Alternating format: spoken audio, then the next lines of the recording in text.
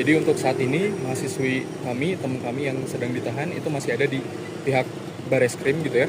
Dan untuk penahanannya atau penjemputannya itu dilakukan di Jatinangor, di kos-kosan teman kami di wilayah Jatinangor. Dan memang semenjak polisi itu datang ke kos-kosannya, dari kami, dari teman-teman angkatan yang lainnya itu sudah coba mendampingi semenjak polisi itu datang sampai pada akhirnya teman kami dilakukan penjemputan gitu ke Bareskrim di Jakarta.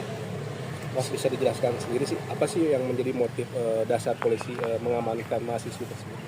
Oke, untuk dasar dari polisinya itu sendiri itu sebenarnya berdasarkan pelaporan yang sudah mungkin ramai di media juga ya terkait dengan UU ITE, lalu dikaitkan dengan kesusilaan dan lain sebagainya gitu. Dan memang mungkin ini sedikit penjelasan juga gitu terkait dengan penangkapan yang dilakukan di Jatinangor tersebut.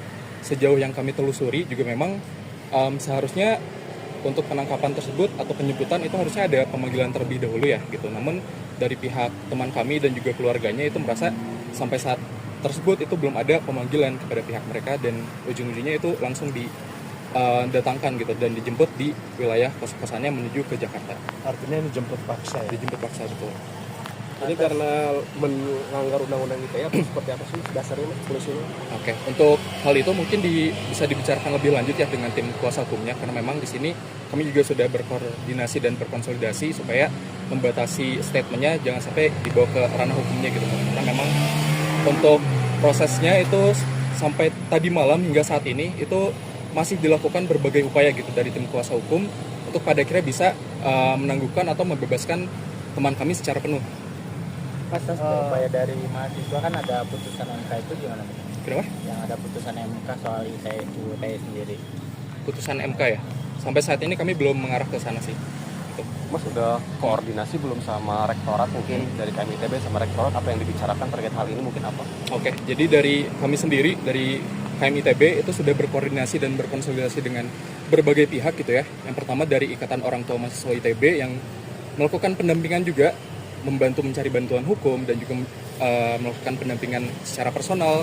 Lalu juga dengan pihak rektorat juga dengan direktorat terkait gitu. Untuk pada akhirnya dari awal itu memberikan bantuan secara personal, entah itu secara psikologis, karena memang sejak awal kasusnya ini viral kan memang teman kami itu banyak mendapatkan intimidasi dan teror ya, dan juga kriminalisasi dari awal gitu. Dan siapa tahu nanti dari teman kami itu butuh pendampingan psikologis dan pendampingan personal lainnya juga sudah dibantu gitu, sudah dibantu untuk dikoordinasikan dengan pihak rektorat seperti itu, termasuk juga dengan bantuan hukum ya yang selama ini sedang diupayakan gitu untuk membebaskan teman kami itu.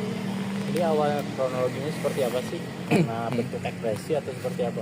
Ya betul. Jadi untuk awalnya dari teman kami itu memang menyuarakan pendapatnya dan ekspresinya terhadap kekecewaannya beliau gitu, kekecewaannya dia terhadap isu-isu yang terjadi selama ini gitu, termasuk di beberapa waktu terakhir, dan dia itu menyampaikan kekecewaan dan kegelisahannya itu melalui media gitu, melalui seni yang pada akhirnya coba untuk dibawakan gitu oleh dia sendiri di media sosial. Saat ini mahasiswa itu masih di Bareskrim berarti? Betul. Semester berapa mas? Baru semester 2. Ada upaya dari mahasiswa sendiri untuk berkoordinasi dengan BEM lain? Oke, untuk koordinasi dengan BEM lain sejauh ini kami juga sudah, tadi kami baru saja melakukan konsolidasi secara internal ya di satu ITB gitu untuk upaya kedepannya, dan memang mungkin kedepannya akan ada koordinasi dengan pihak BEM lain gitu ya. Cuman di sini kami masih coba mengupayakan untuk pada akhirnya coba kami solidkan dulu secara internal di ITB-nya dan coba untuk melakukan upaya melalui satu KM ITB-nya terlebih dahulu seperti itu. Dan karena memang untuk koordinasi ke pihak BEM lain itu sebenarnya lebih kepada solidaritas juga gitu, karena di BEM-BEM lain atau di kampus-kampus lain itu mengalami hal yang serupa juga gitu. Ada temannya atau ada mahasiswa di kampus lain itu yang dikriminalisasi dengan motif yang serupa gitu. Dengan kasus ini ada ketakutan nggak untuk mahasiswa sendiri? Oke, dari kami sendiri sebetulnya tidak ada ketakutan. Justru ini malah makin membakar semangat kita untuk pada akhirnya lebih bersuara dan lebih kritis lagi terhadap kondisi yang ada gitu ya. Karena memang kebebasan berpendapat, kebebasan untuk berekspresi dalam mengkritik sesuatu itu harusnya dijamin dalam undang-undang, bahkan dijamin secara internasional juga gitu. Dan kebebasan berpendapat untuk pada akhirnya mengkritik sesuatu itu tidak bisa pada akhirnya langsung dipidanakan seperti itu. Mas, Untuk koordinasi dengan pihak kampus sendiri seperti apa, Mas? Oke, untuk koordinasi dari pihak kampus itu sudah banyak ya semenjak beberapa bulan yang lalu, mulai dari pendampingan tadi yang sudah saya sebutkan sampai pada akhirnya untuk hal-hal yang berkaitan dengan di kepolisian juga ya, dan dari sini juga memang dari kami dan pihak kampus tidak bisa berbicara lebih jauh lagi terkait dengan apa saja yang akan kita lakukan ke depannya, karena memang dari kami sendiri sekarang sedang melakukan upaya-upaya yang terukur juga gitu, supaya nanti pada akhirnya teman kami itu bisa bebas secara penuh. Jadi pihak kampus sudah menemui kasus di Baris Krim. Dari pihak kampus udah ada beberapa gitu. Dari kawan-kawan juga dari keluarga mahasiswa ITB udah ada yang bertemu, kemarin juga sudah ada pertemuan dengan orang tua mahasiswanya juga gitu di kampus. Jadi memang komunikasinya udah dilakukan secara apa ya, terus menerus gitu dari awal kasusnya ini. Tapi orang tuanya udah minta maaf ya. Untuk hal itu mungkin bisa dikonfirmasi ke pihak yang lainnya. Press release KMITB, tuntutan pembebasan mengenai penahanan salah satu anggota keluarga mahasiswa Institut Teknologi Bandung. Fenomena terakhir, penahanan yang terjadi pada saudara kami yang diduga melanggar Undang-Undang ITE. Keluarga mahasiswa Institut Teknologi Bandung telah melakukan pendampingan terhadap mahasiswa yang menyuarakan pendapatnya dan menyuarakan kebebasan berekspresinya semenjak bulan Maret 2025 untuk memastikan keselamatan dari saudara kami. Keluarga mahasiswa Institut Teknologi Bandung terus berkoordinasi dengan berbagai pihak untuk memberikan pendampingan yang strategis bagi keluarga kami yang ditahan. Kami terus melakukan pendampingan dengan keluarga korban dan tim kuasa hukum dan menghormati segala keputusan keluarga serta tim kuasa hukum. Dalam hal ini adalah penyebaran informasi serta penanggapan dan juga eskalasi isu yang akan dilakukan ke depannya.